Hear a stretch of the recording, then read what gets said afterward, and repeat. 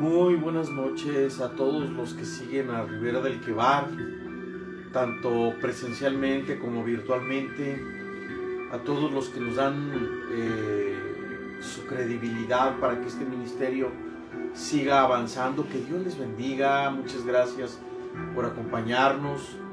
Una expresión de agradecimiento muy personal para los que nos apoyan con sus oraciones, con material de evangelismo, con aportes documentales, material audiovisual que nos mandan por inbox. Muchas gracias a los que nos apoyan con su economía.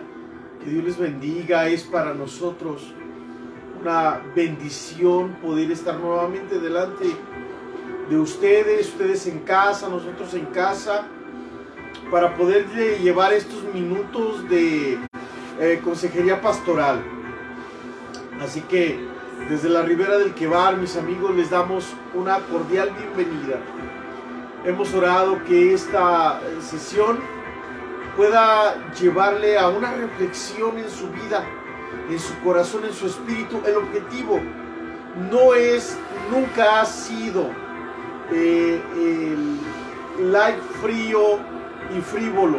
El objetivo nuestro, mis hermanos, como pastores de periferia, en el anonimato, donde no se puede hacer y no se debe y no se quiere hacer ruido, para que volteen a vernos, el objetivo es predicar a Cristo, llevar una palabra que edifique nuestro espíritu, que sane nuestra alma, que traiga a nuestra vida un refrigerio en la relación que tenemos con Cristo.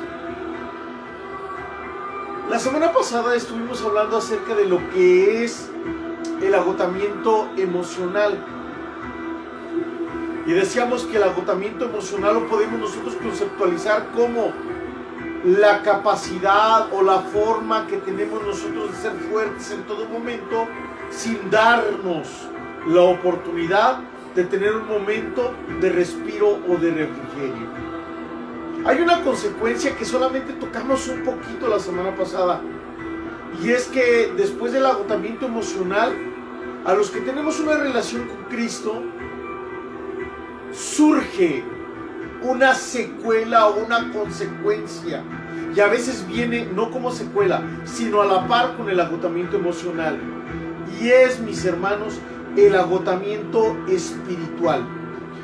Este tema es muy tocado, es muy abordado, pero es muy poco atendido, porque nosotros los creyentes vivimos en una cultura en la que nos interesa que nos conozcan como fuertes, como supercristianos, como poderosos y ungidos, por una pose, por un problema de autoestima, por una irrealidad espiritual, y nos olvidamos que aún estamos en este cuerpo con emociones que son bastante endebles, y que aparte las emociones nos dan, mis hermanos, muchos problemas en la vida diaria, y en la relación con Cristo, por supuesto, también nos ocasionan muchos problemas. En Mateo capítulo 11, versículo 28, el Señor Jesús puntualiza: vengan a mí los que están trabajados y cargados, y yo los haré descansar. Miren, mis hermanos, no importa el cansancio que tengamos, no importa el agotamiento al que hayamos llegado, la promesa de Jesús es clara: yo les haré descansar. Y no dice que no nos vamos a cansar, nos dice que Él nos va a dar descanso. En Isaías capítulo número 41, donde se nos habla aquella metáfora hermosa del águila, dice que los que esperan en Jehová levantarán sus alas como las águilas, correrán, no se cansarán, caminarán, no se fatigarán. Dice que Él multiplica al que ya no tiene fuerzas. Esto es una promesa que solamente los que son hijos de Dios podemos disfrutarla, porque Dios no va a defender a los que no son suyos. Dios no les va a dar aliento, fuerza o consuelo a los que no son suyos. ¿A quién le da consuelo Dios? A los que son sus hijos. Para ellos es la promesa.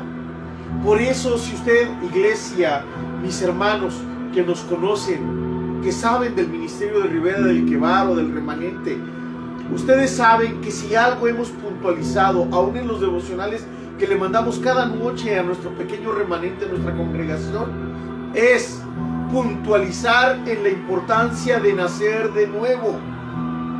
El domingo pasado, un matrimonio muy preparado académicamente nos dijo: nos bautizaron sin haberse asegurado que hubiésemos experimentado un nuevo nacimiento. Y esto duele, mis hermanos, duele, porque no nos debe de preocupar un crecimiento de iglesia. Nos debemos de ocupar en llenar el cielo de almas, de gente que venga al conocimiento de Dios. Y esto, mis hermanos, es lo que nosotros puntualizamos, la importancia del nuevo nacimiento. Porque cuando usted ha nacido de nuevo, entonces usted ya tiene un padre, Dios. Ya tiene un dueño, Dios. Ya tiene un consolador y otro consolador, el Espíritu Santo. Cuando usted nace de nuevo, ya tiene quien vele por usted. Dice el Salmo 121, porque tú guardas mi entrada y mi salida. Dice el salmista, alzaré mis ojos a los montes. ¿De dónde vendrá mi socorro? Mi socorro viene de Jehová, que hizo los cielos y que hizo la tierra. Entonces, pues, puntualizando en la importancia del nuevo nacimiento, nosotros tenemos que decir: si usted no ha nacido de nuevo, mi amigo, mi hermano, si usted no ha entregado su vida a Cristo y verdaderamente la gente testifica que su vida cambió, y usted no solamente siente que su vida cambió, porque los sentimientos son muy ambiguos y abstractos, sabe que su vida cambió, necesita primero nacer de nuevo. Pero si usted ya nació de nuevo, si usted está sirviendo, si usted está creciendo, si usted se está esmerando por buscar a Cristo, por leer la palabra, por edificar su espíritu, para usted es esta palabra. Obviamente también para quien no ha nacido de nuevo. Quiero que platiquemos pues entonces acerca de lo que es el cansancio o el agotamiento espiritual. El cansancio y el agotamiento emocional, ese ya lo manejamos, ese ya lo platicamos. ¿Cómo lo vamos a comparar? Lo vamos a comparar con el cansancio o el agotamiento físico. Nosotros necesitamos de ejercicio. No es bueno, ni es sano mentalmente ni físicamente que una persona tenga una vida sedentaria. De ahí que recomiendan a nosotros, por ejemplo, los pastores, que a veces el pastor se dedica mucho, los pastores que no hacen otra cosa más que leer y estudiar, se les recomienda que tengan una vida activa, que salgan a correr, que hagan ejercicio. Lamentablemente hemos tenido en esta pandemia la pérdida de muchos compañeros y amigos del ministerio. Muchos pastores han muerto. Una de las razones por las que al pastor le ha afectado mucho es por la falta de salud. A lo mejor una vida sedentaria, problemas, depresión, problemas de diabetes, mala alimentación, etc. Pero mire, así como nosotros le es sano caminar, correr, brincar, salir a pasear al perro, respirar aire limpio, y de pronto nos cansamos, cuando nuestro cuerpo está pidiendo fuerza, compramos Bedoyecta, compramos vitaminas, multivitamínicos, es decir, estamos atendiendo unas señales de cansancio físico, porque el cuerpo se encarga de avisar cuando estamos cansados. Se nos bajan las defensas, por supuesto, estamos cansados. Cuando estamos cansados, cada vez nuestro cuerpo soporta menos. Yo recuerdo cuando era joven y que hacía ejercicio con mi papá y que corríamos media maratón. Los que conocen la ciudad de Uruapan, que nos íbamos corriendo hasta la ciudad, hasta el pueblo de San Juan Nuevo y nos regresábamos corriendo. Corríamos media maratón con mi papá. Pero a medida de que pasa el tiempo, pues uno ya no va resistiendo. Yo recuerdo cuando terminé el instituto bíblico que estaba en este proceso de que se me entregara a iglesia y me iba al gimnasio con mi papá a entrenar boxeo. El gimnasio estaba hasta el 4º piso y en el día era peón de albañil de mi papá y todo el día cargaba botes de cemento y cargaba botes de arena y botes de esto y de aquello. El conflicto surgió cuando después de ir a trabajar nos íbamos al gimnasio de box. Había veces que ya no podían mover los pies porque el cansancio físico ya me había llegado al límite. Y le decía a mi papá, ya no puedo, papá, me están doliendo mucho los pies. Estás muy cansado, descansa. Y no tenía yo, iba saliendo del instituto bíblico, no tenía yo la costumbre del trabajo físico tan extenuante como es la albañilería. Y después de esto, pues, creía yo que con mi fuerza iba a poder entrenar box todos los días. Y esto nos acaba, pero el cuerpo nos avisa. Y entonces sabe que también hay un síntoma del cansancio físico, que es la irregularidad del sueño. O dormimos mucho, o no podemos dormir aún cuando tenemos mucho sueño. Y tenemos nosotros que hacerle caso a esto.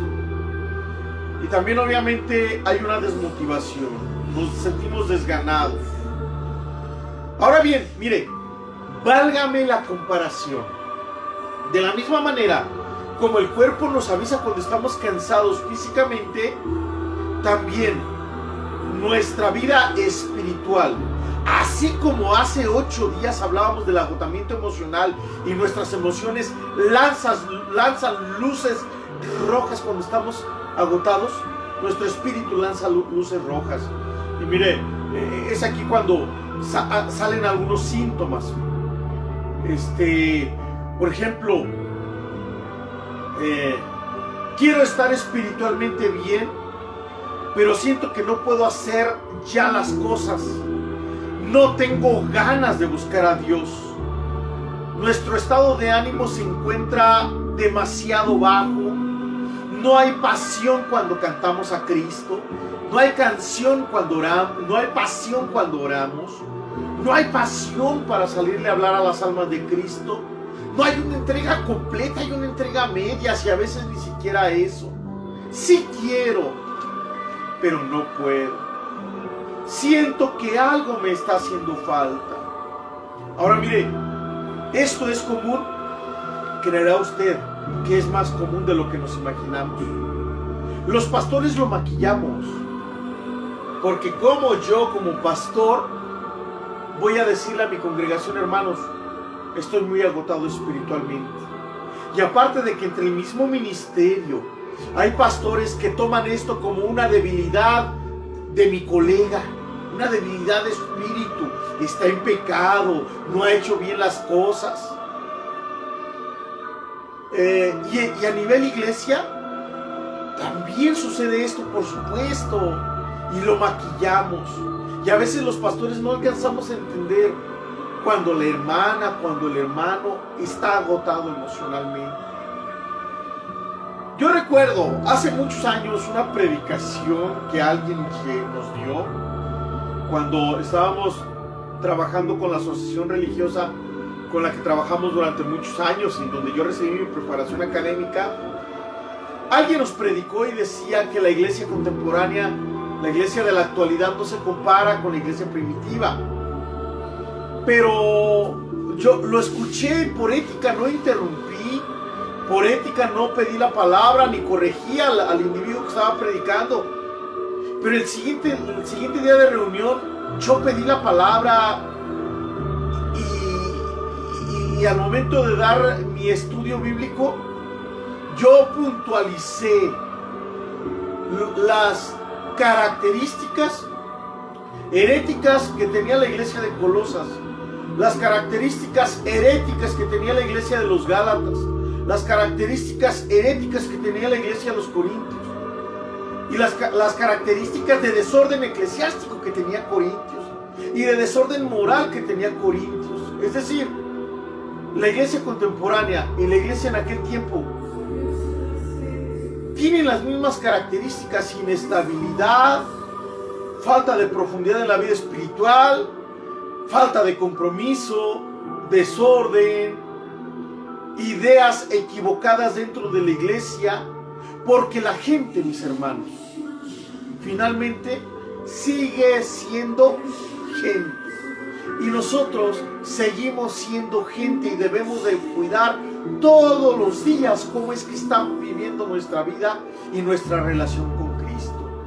Entonces yo le decía a mi iglesia en aquel tiempo, a la congregación, yo le decía, señalaba a una hermana que su esposo no era cristiano, la hermana Mari, y le decía: hermana, ¿cuántas veces que usted se va a venir a la iglesia tiene problemas con su marido? Y usted regresa y sufre persecución. Y la hermana comenzó a llorar y le decía al otro muchacho: oye, ¿y cuántas veces tú así? Y les decía a aquellas jovencitas: ¿y ustedes cuántas veces así pasaron? Pues resulta, mis hermanos, que todos dijeron amén. Y efectivamente no apelé a los sentimientos, apelé a la realidad espiritual, porque alguien se creía el supercristiano que el mundo de la actualidad necesitaba y estaba menospreciando las luchas que ella, que ellas, que él, que yo estábamos teniendo. Pues resulta que cuando vivimos una lucha diario, llega el momento, hermanos, en que nos fundimos. Llega el momento en que nos cansamos. Llega el momento en que no encontramos salida. Y Dios nos ha prometido, y la palabra dice, la palabra nos habla. Y hay tanta palabra y tanto mensaje hermoso en la palabra, pero a veces nosotros no lo alcanzamos a ver. Dios nos ha dado promesas para nuestros hijos, y nuestros hijos, perdónenme la expresión, pero siguen cada vez más macetones. Y su esposo, aun cuando Dios le ha dado promesa de que su casa en su casa va a haber salvación, su esposo sigue cada vez más renuente y escarnecedor con usted. Y entonces usted, mi hermano, o los que sufrimos desempleo, la Biblia nos promete prosperidad y bendición, y no es que dudemos. Salimos a buscar trabajo a un lado o a otro y terminamos agotados porque no encontramos trabajo, o estamos sobrecalificados o estamos muy subcalificados, o lamentablemente es tan importante para nuestros patrones, es tan importante para los patrones. Y entonces vienen las consecuencias. Quiero y sé que debo de asistir a la iglesia, pero no vengo. Sé que es bueno involucrarme en las actividades locales, pero no lo hago. Sé que debo de asistir a la escuela dominical porque aprendo, pero no voy. Porque está la mamá todos los días batallando con sus hijos. Las mamás solteras esmerándose en que no falte nada en sus hijos, procurando tener una visión de rayos láser como Superman, para poder ver cuáles son los problemas que el hijo tiene, cuáles son los problemas que la hija está teniendo, porque por su trabajo no alcanza a percibir cuál es la etapa en el crecimiento o evolución psicológica de sus hijos. No sabe si están siendo acosados en términos de bullying, o acosados en términos de sexualidad, o acosados en su escuela por algún profesor que les está cargando la mano porque son creyentes, porque están tan cansadas, tan agotadas del trabajo, que no les da tiempo de llegar a convivir con sus hijos y de platicar con ellos. No es que sean malos, es que a veces no nos da tiempo, mis hermanos, y eso lo alcanzamos a entender. Y entonces decimos: sé que tengo que levantarme temprano, pero estoy bien cansado. Y entonces usted se esmera, llega temprano, o no llega, o no va al culto entre semana, y ya está el pastor allá diciéndole: ¿qué horas son estas de llegar? Esfuércese, hermana, esfuércese, hermano, por llegar más temprano, etcétera, etcétera, etcétera. Y esto termina fundiéndonos, agotándonos espiritualmente. Sé que necesito de Dios, pero no lo puedo buscar con la intensidad en las mañanas, ni durante el día, ni en las noches. Lo hago a veces, pero me quedo dormido. No externamos esto porque pensamos que es pecado, o pastores ignorantes piensan que es pecado, o creyentes prejuiciosos piensan que es pecado y no se han dado cuenta que estamos tan agotados emocionalmente, físicamente, emocionalmente, que ha afectado nuestra vida espiritual. Muchos de nosotros, mis hermanos, necesitamos una renovación de nuestro espíritu, un toque del dedo de Dios, una motivación nueva, una caricia refrescante del soplo de Dios. ¿Lo necesitamos? Por supuesto que lo necesitamos. A veces leemos la Biblia y estos son síntomas únicamente en la iglesia. Y ahora que se usa la Biblia virtual en el celular, hay tantos creyentes que ya no tienen ni Biblia. A veces no invertimos en nuestro crecimiento espiritual. Y créame lo que a veces a nosotros también nos ha pasado, que en lugar de ver alguna predicación en la internet, cuando tenemos el tiempo libre, vemos cualquier otra cosa. Una película, una caricatura o algo, que no es malo, no. Para que no se sienta mal, simplemente estamos fundidos espiritualmente, no estamos en pecado. Nos hemos agotado porque hemos luchado todos los días. Todos los días nos hemos parado, todos los días hemos caminado, todos los días la palabra nos decía, cree en el Señor Jesucristo y serás salvo tú y tu casa. Todos los días la palabra nos decía, echa sobre Jehová tu carga y Él te sustentará, no dejará para siempre caído al justo. Y a veces, otra vez y otras veces, no veíamos real la promesa. Y teníamos miedo de que la gente nos acusara y nos acosara. Y entonces nuestra oración dejó de tener aquel deleite hermoso de amar a Cristo, de conocerlo en la intimidad y la privacidad. Y solamente se ha convertido en una oración de pedir y de pedir. Y yo no sé si usted se ha dado cuenta que cuando una persona tiene una vida activa en la oración, al momento de orar en público se da cuenta. Yo conozco gente que no sabe orar, pastores que no saben orar, pastores que demuestran que no han estado mucho tiempo en oración y que oran por él,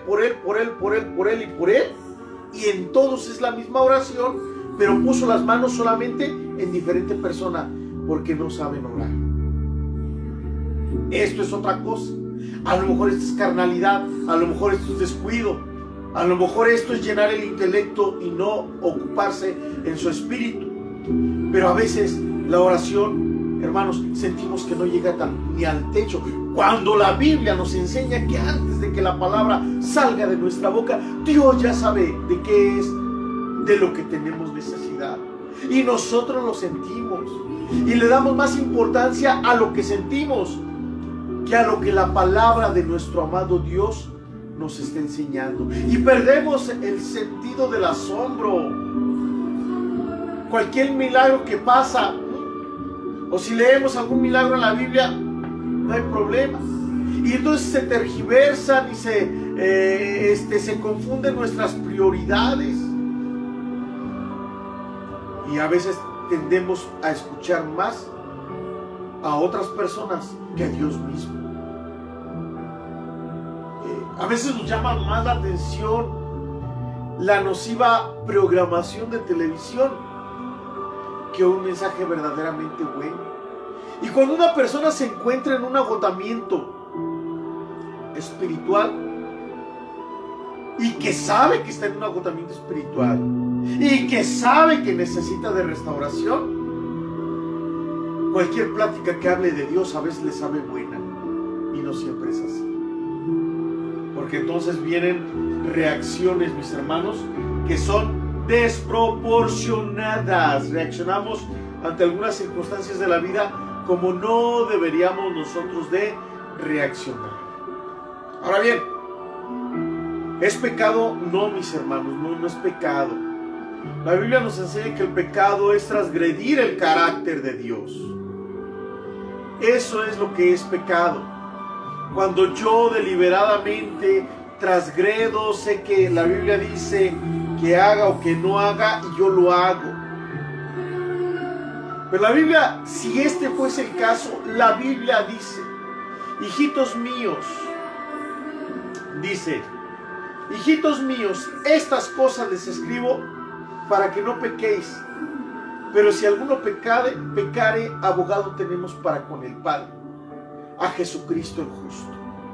Y ante este tipo de promesas, hermanos, no tiene que llegar la noche y nosotros cargando con un enorme costal, con un enorme peso, con una lápida de reacciones insurrectas delante de los ojos de Dios. Esto es si fuese su caso. La Biblia dice, Él es el que perdona todas nuestras iniquidades, pero también dice, Él es el que sana todas nuestras dolencias. Y dice la Biblia que Él, mis amados hermanos, que Él nos aleja a nosotros de nuestros pecados como está lejos el oriente del occidente. Esto es por si alguno estuviese en pecado. Y dice que nuestros pecados los sepulta en lo profundo de la mar. Esto es para si alguno estuviese en pecado. Pero si alguno ha estado luchando un día, otro día, otro día, otro día y otro. Si alguna mujer ha estado en persecución en su casa, un día, otro día, otro día y otro día. Si algún joven ha sido bulleado por causa de su fe, un día, otro día, otro día y otro día. Hermanos, puede llegar el momento en que el cansancio espiritual llegue a salir en nuestra vida. Personajes bíblicos que tuvieron ese problema: el profeta Elías, el profeta de fuego, el profeta de juicio, el que le dijo a la lluvia no lloverá, si no llovió 3 años, y luego le dijo llueve y llovió. El que le dijo a los profetas de Baal, lo escuchamos el domingo en la predicación, el sábado en la predicación, los desafió, los retó e hizo descender fuego del cielo.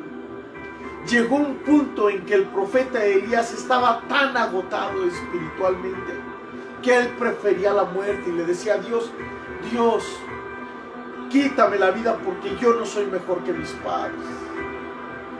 Y tuvo que venir el ángel de Jehová a ofrecerle una torta, un pan, para alimentarlo y para sostener su vida y su corazón. Pero lo tuvo que someter a un proceso por el agotamiento espiritual. Y el proceso no fue estar en el bullicio, porque la palabra nos enseña que el profeta Elías huyó porque tenía miedo de Jezabel. Cuando uno está agotado espiritualmente, el miedo es parte de lo que está experimentando. En ese momento dice que salió huyendo hasta el monte de Dios, hasta Horeb, el monte de Dios, hasta el Sinaí llegó. Y cuando estaba en el monte Sinaí, dice la Biblia que se escondió en una grieta, en una cueva, y que cuando estaba él escondido en la cueva, hubo 3 manifestaciones meteorológicas o sobrenaturales, no lo sé, pero hubo un terremoto tan fuerte, un viento que desgajaba las peñas y un fuego, y Dios no estaba ni en el viento, ni en el terremoto, ni en el fuego. Y después de esto vino un silbo apacible. Cuando nosotros nos encontramos agotados espiritualmente, hermanos, nos duele el silencio. Nos duele el silencio y conceptualizamos equivocadamente el silencio en el que nos encontramos. Lo conceptualizamos con un silencio divino, con un silencio espiritual, con el silencio de Dios. Pero dice la Biblia que Elías buscaba a Dios. En el terremoto Dios no estaba allí, en el viento Dios no estaba allí, en el fuego y Dios no estaba allí. Y después en el silbo apacible, y allí en el silbo apacible estaba Dios. el remanente o mis hermanos a quienes el remanente les ha compartido los devocionales, por lo menos durante 2 semanas estuvimos hablando de la importancia del silbo apacible en la vida espiritual. ¿Lo recuerdan, mis hermanos del remanente? ¿Por qué, mis hermanos? Porque cuando estamos agotados espiritualmente, podemos tolerar todo, menos el silencio. Y si no hay milagros, nos enojamos con el pastor. Y si no hay una alabanza que sea de mucha algarabía, nos enojamos con el pastor, ya no queremos ir a la iglesia. Y entonces pasamos del agotamiento emocional a la rebeldía. Porque creemos que quienes están mal son todos los que están a nuestro alrededor y nosotros somos los únicos que estamos bien. ¿No fue eso lo que le pasó a Elías? Señor, han derribado a tus altares, han matado a espada a tus profetas y solamente yo he quedado y me están buscando para quitarme la vida. Hasta que Dios le habló y le dijo: a ver, Elías, como decimos aquí en México, no te sientas la última coca del desierto, porque yo me he reservado un remanente, 7,000 rodillas que no se han de doblar delante de Baal. Pero el agotamiento espiritual nos hace pensar que todos están mal menos nosotros. Es allí donde tenemos que hacer un alto y tenemos que ser honestos y reconocer que tenemos la necesidad, porque hay un agotamiento espiritual. Jeremías, fíjense bien lo que pasó con Jeremías, mis hermanos. Jeremías, Dios lo llama para profetizar juicio. Y profetizó 1 año, 2 años, 3 años, 4 años, 5 años, 6, 7, 8, 9. Y el juicio no llegaba. Y la gente se burlaba de él, escarnecía. Le hacían todo tipo de injurias porque el juicio no llegaba.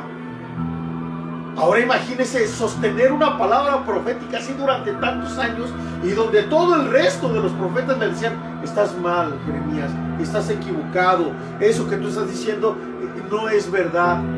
Imagínese usted al profeta a qué nivel de agotamiento espiritual llegó, a tal punto de decirle: Señor, ya me cansé, ya no quiero hablar más en tu nombre, ya no quiero profetizar más en tu nombre. ¿En algún momento se ha sentido así? ¿Sabes qué, Señor? Ya no te voy a seguir.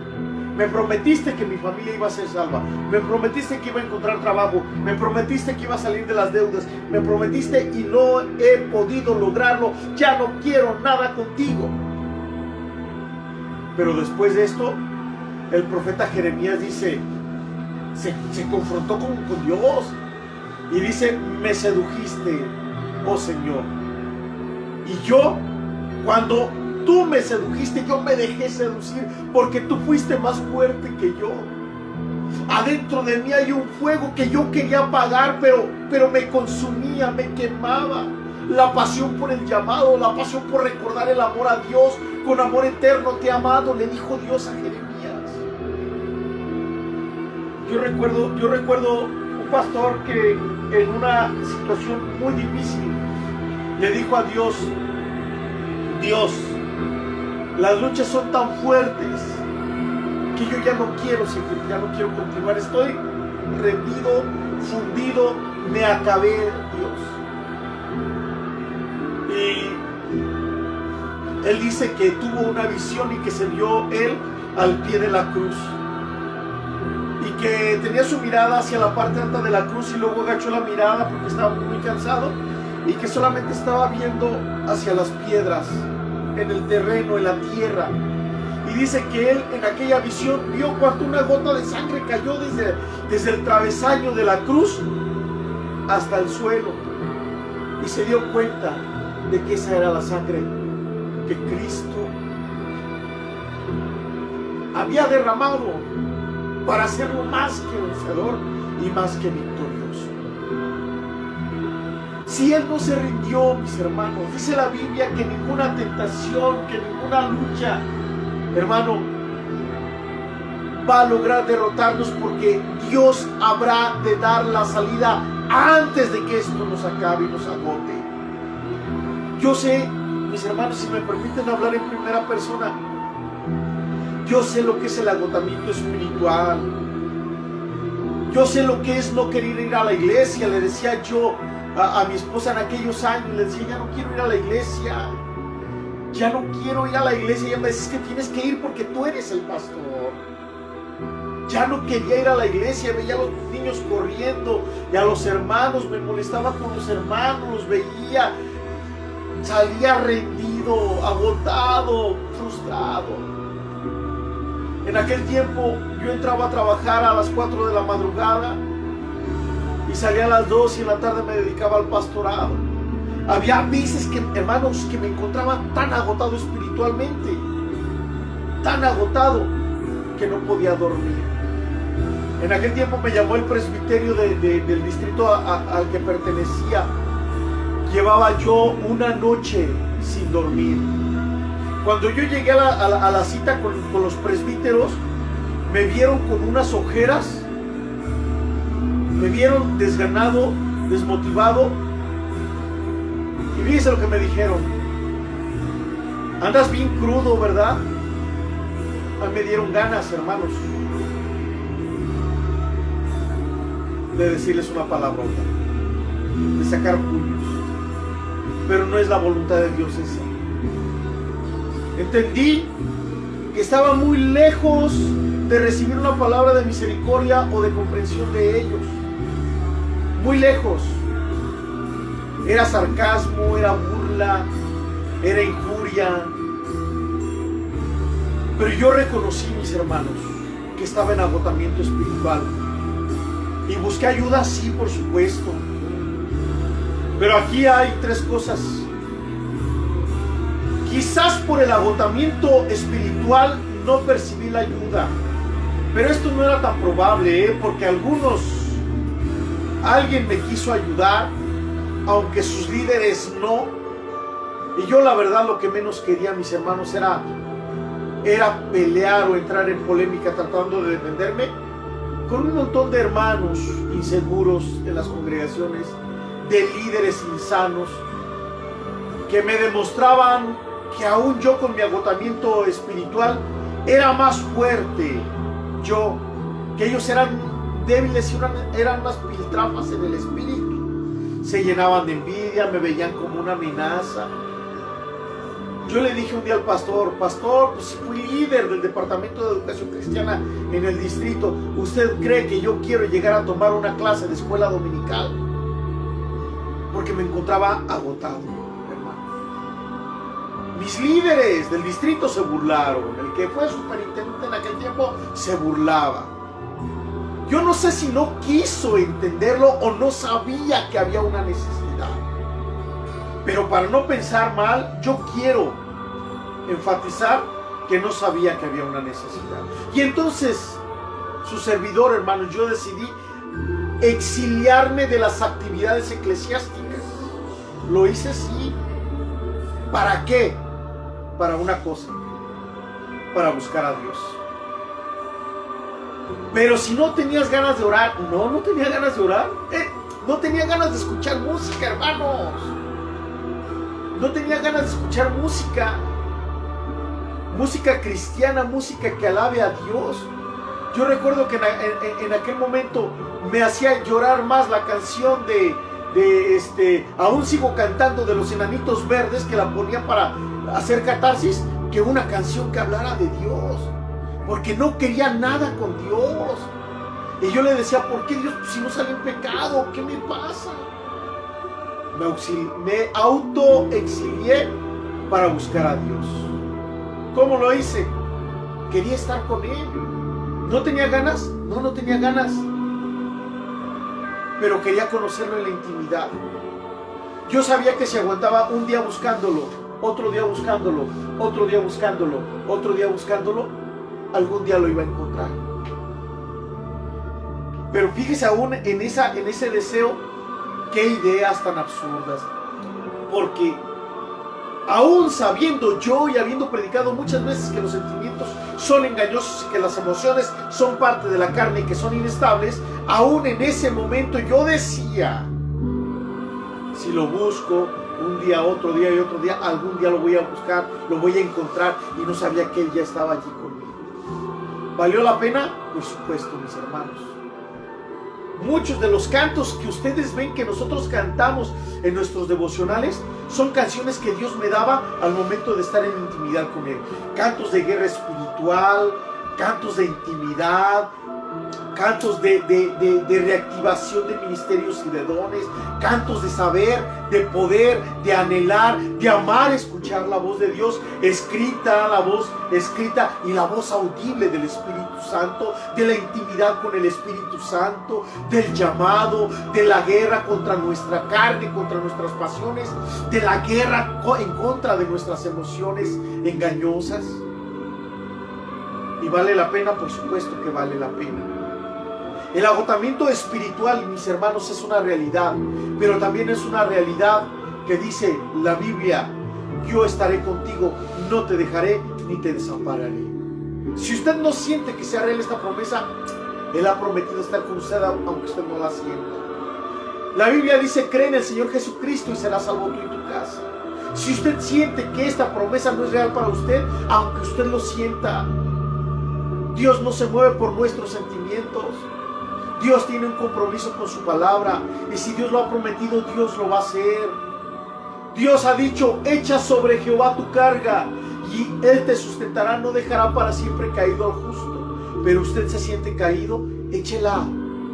Él sabrá recompensar a los que confían en Él.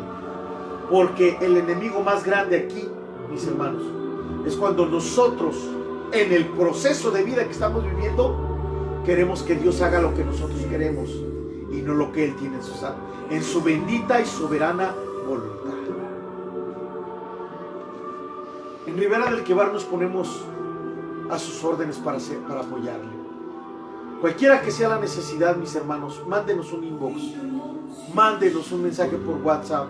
Estamos orando por muchos de ustedes a los que conocemos, hermanas, hermanos, jóvenes, niños, y estamos confiando en que cada día que pasa Dios habrá de hacer con nosotros algo hermoso, porque el que comenzó en nosotros la buena obra la perfeccionará hasta el día de Jesucristo.